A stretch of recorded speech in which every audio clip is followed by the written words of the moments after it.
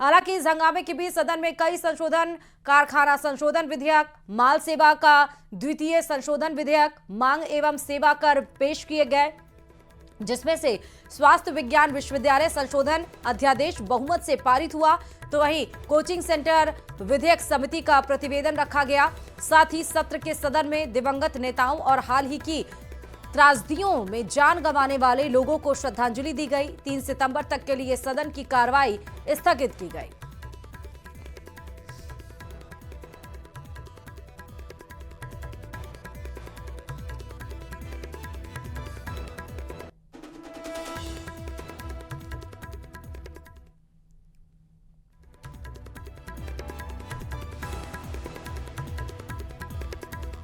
देखिए, जैसा कल आसार नजर आ रहा था कि आज मॉनसून सदन का मॉनसून सत्र आज पहला दिन है और जैसे ही कार्रवाई शुरू हुई वैसे ही हंगामे की भेंट चढ़ गई। लेकिन इन सब के बीच में धर्मांतरण को लेकर और कोचिंग को लेकर जो अध्यादेश बजट सेशन में रखे गए थे लेकिन पारित नहीं हो पाए थे, आज उन सब को रखा गया और पारित किया गया सर्वसम्मति के साथ। वहीं आपको बताते चलें कि एक तरफ जहां विपक्ष अपनी पूरी तैयारी करके आया था तो वहीं बीजेपी भी अपनी पूरी तैयारी करके आई थी।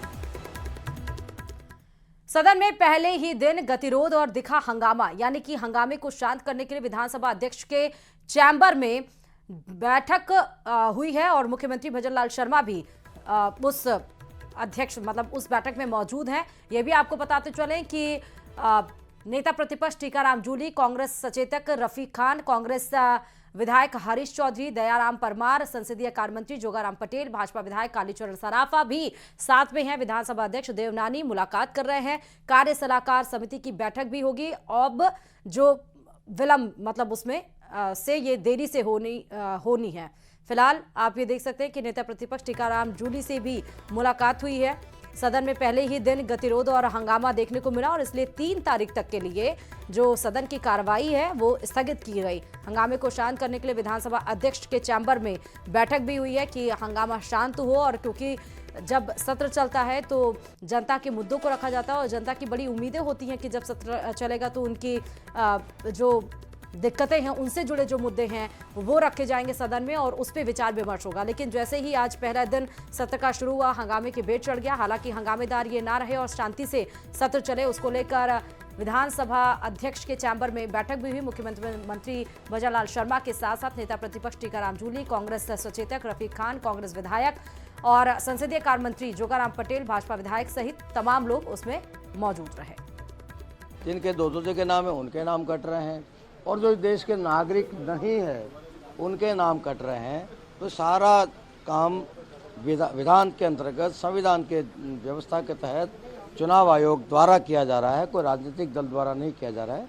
और इस बारे में चुनाव आयोग कई बार स्पष्टीकरण दे चुका, उसके बाद भी मंद बुद्धि लोगों को समझ में नहीं आता है, उसका किसी के पास कोई इलाज नहीं है। कांग्रेस राहुल गांधी के नेतृत्व में कोई काम की बात, कोई विशेष गंभीर मुद्दा उठा ही नहीं पाते, क्योंकि बड़ा मुद्दा, गंभीर मुद्दा उठाने के लिए अध्ययन करना पड़ता है, होमवर्क करना पड़ता है, मेहनत करनी पड़ती है। वो उनके बस का रोग नहीं है, न उन्हें करना आता है न वो कर सकते हैं।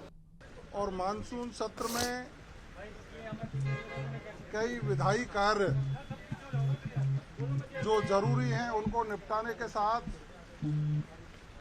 विधेयकों की पुनर्स्थापना की गई है।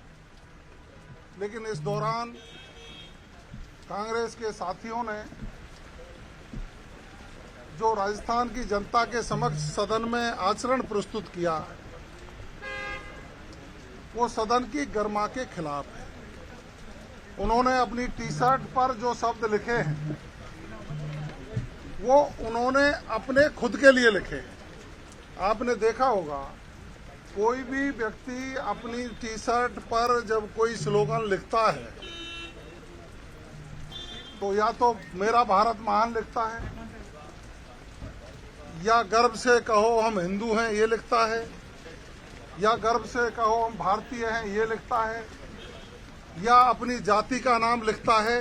तो उसका मतलब है वो स्वयं को प्रदर्शित करने के लिए मैं कौन हूं इसलिए वो लिखता है। कांग्रेस के साथियों ने अपने आप के लिए जो स्लोगन लिखा वो उन पर अप्लाई होता है। उनको विचार करना चाहिए कि आप जो लिख के लाए हो, अपने लिए लिख के लाए हो, आपको ध्यान नहीं है। राजस्थान सरकार को, आदरणीय मुख्यमंत्री भजनलाल शर्मा साहब को और पूरी कैबिनेट को धन्यवाद देता हूं कि बहुत समय से हम लोगों की ये मांग थी कि राजस्थान में जिस प्रकार से धर्म परिवर्तन कराने का कार्य किया जा रहा है, कोई तलवार की नोक पर करवा चुके हैं, करवा रहे हैं, कोई संस्थाएं, मिशनरियां लोगों को लोभ लालच देकर, कईयों को डरा धमकाकर कई रूप में धर्म परिवर्तन कराने का काम किया जा रहा था। पूरे भारतवर्ष में इस प्रकार के कार्य कहीं हो रहे हैं। राजस्थान में भी इसकी मांग थी, राजस्थान में भी ये धर्मांतरण बिल आना चाहिए, कानून बनना चाहिए और इस प्रकार की जो संस्थाएं काम कर रही है उन पर नियम कायदों के अनुरूप कार्रवाई होनी चाहिए, जिसकी एक शुरुआत हुई है। मैं पूरी कैबिनेट को, राजस्थान सरकार को, आदरणीय मुख्यमंत्री भजनलाल शर्मा साहब को धन्यवाद देता हूं कि हमारी इस मांग को सुना गया और आवश्यकता थी इसकी। राजस्थान में नहीं, मैं कहूंगा पूरे भारत में जहां भी इस प्रकार की गतिविधियां होती उसकी आवश्यकता थी।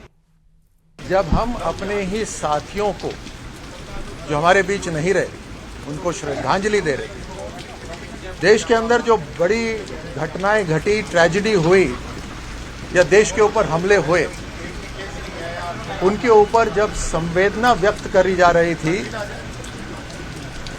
तो विपक्ष इतनी मर्यादा भी नहीं रख रहा था कि वो हमारे बीच जो नहीं रहे उन्हें श्रद्धांजलि दे सके। आज इन्होंने जो सत्ता में रहने का फॉर्मूला है उसको जग जाहिर कर दिया।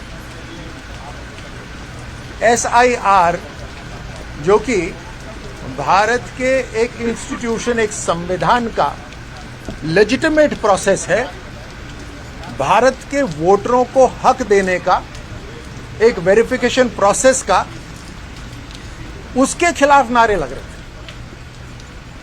थे। एक लेजिटिमेट एक्सरसाइज के खिलाफ नारे लग रहे थे। भारत के वोटरों को अधिकार देने के खिलाफ नारे लग रहे थे। तो किसके हक में लग रहे थे? घुसपैठियों के हक में लग रहे थे।